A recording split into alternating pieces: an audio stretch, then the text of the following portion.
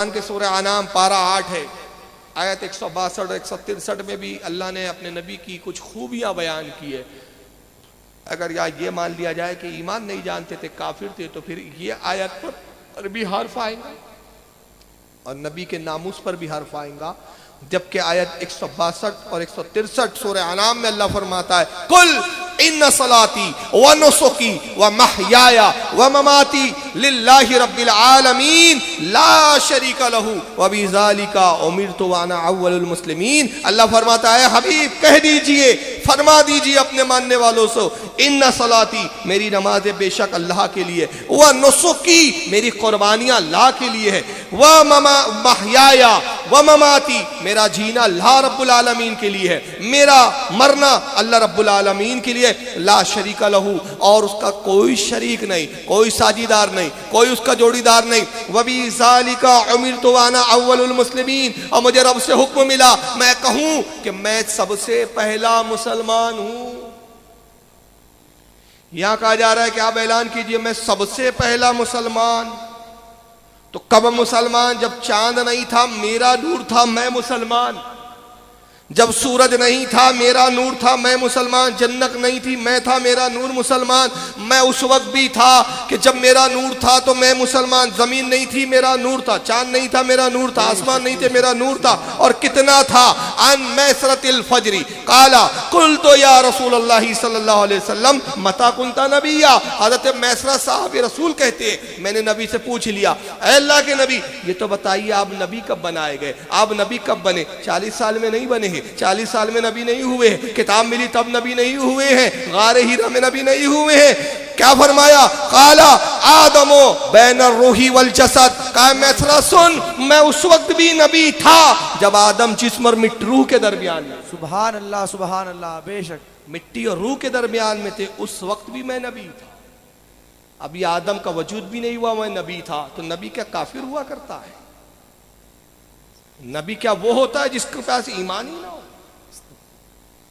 اور اگر تم اب بھی بس ضد ہو کہ نہیں ہم تو مانتے ہیں قرآن میں ہے تو ہم کو ماننا پڑے گا کہ 40 سال تک ایمان نہیں تھا، تو پھر میرے 2 سوالوں کا جواب دے دو۔ پہلا سوال، اگر تم کہتے ہو کہ رسول کے پاس ایمان نہیں تھا تو پھر مجھے صرف یہ بتاؤ کہ 40 سال تک غار ہیرا میں رسول اللہ عبادت کس کی کر رہے تھے؟ اور دوسرا سوال یہ کہ اگر حضور کو ایمان نہیں معلوم تھا تو مجھے بتاؤ پھر ان تمام حدیث اور روایتوں کا تم کیا کرو گے جن روایتوں میں آیا کہ آقا پیدا ہوئے جب تو حضرت شفا فرماتی ہے رضی اللہ تعالیٰ عنہ یہ صحابیہ ہے اور رسول پر ایمان لائی ہے بعد میں، حضرت عبد الرحمن ابن عوف کی والدہ یہ دائی تھی، حضور کے پیدائش کے وقت، حضور کی ولادت کے وقت دائی کے فرائض انجام دے رہی ہے، یہ روایت کرتی ہے، بڑے بڑے صحابہ نے ان سے روایت لیا، عبداللہ ابن عبد الرحمن ابن عوف نے روایت لی، بڑے بڑے صحابہ نے، اور رسول کی ولادت کی جتنی روایتیں انہی سے آئی ہے۔ حضرت شفا کہتی ہے جب محمد پیدا ہوئے میں نے دیکھا سجدے کی حالت میں تھے، سجدے کی کیفیت میں تھے، میں نے محمد کے جسم اطہر کو اٹھایا اور جب چت لٹایا تو میں نے دیکھا مصطفیٰ کے لب ہل رہے تھے، لبوں میں جنبش تھی، میں نے اپنے کانوں کو مصطفیٰ صلی اللہ علیہ وسلم کے دہن مبارک کے قریب لایا تو میں نے دیکھا آقا کہہ رہے تھے رب حبلی امتی رب حبلی امتی رب حبلی امتی۔ ارے جو 40 سال تک ایمان نہ تھا یہ کون سی امت تھی جس کے نبی ہونے کا اعلان ہو رہا تھا؟ اس کا کیا جواب لاؤں؟ تو یہ ترجمے کر کے تم نے قوم کو گمراہیت کے راستوں پہ ڈال دیا ہے، اس کا جواب صرف بارگاہ اعلی حضرت میں آپ کو ملے۔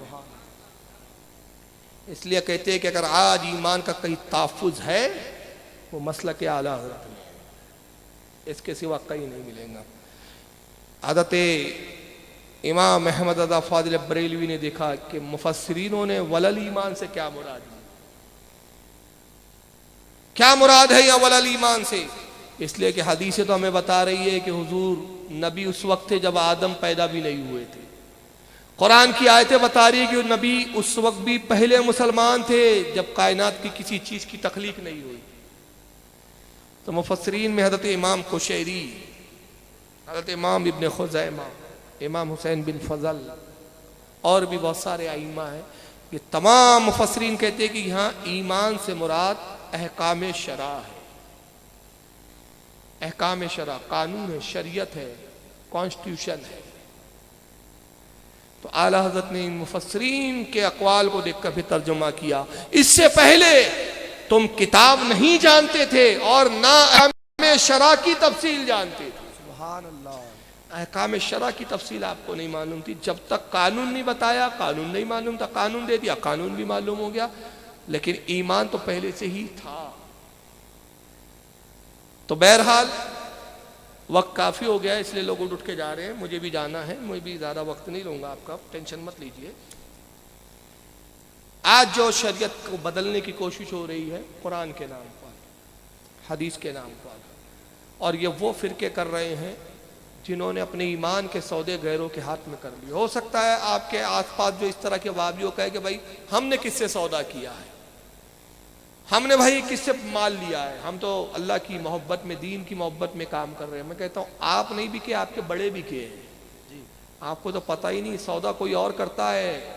ارے بھائی ابھی آپ میڈیا نہیں دیکھ رہے کیا؟ میڈیا میں نہیں دیکھ رہے ہیں نوٹ بدلا کیوں گیا ہے؟ فائدہ کسی اور کو کروانا، بھگتنا ہمیں ہے، لائن اور قطار میں آپ کو لگنا ہے، فائدہ کسی اور کا ہے۔ نام بھی لے لیتا ہوں، اڈانی ہے اور امبانی ہے، فائدے ان کے ہیں، تکلیف ہم کو ہو رہی ہے۔ تو جن کو فائدہ اٹھانا تو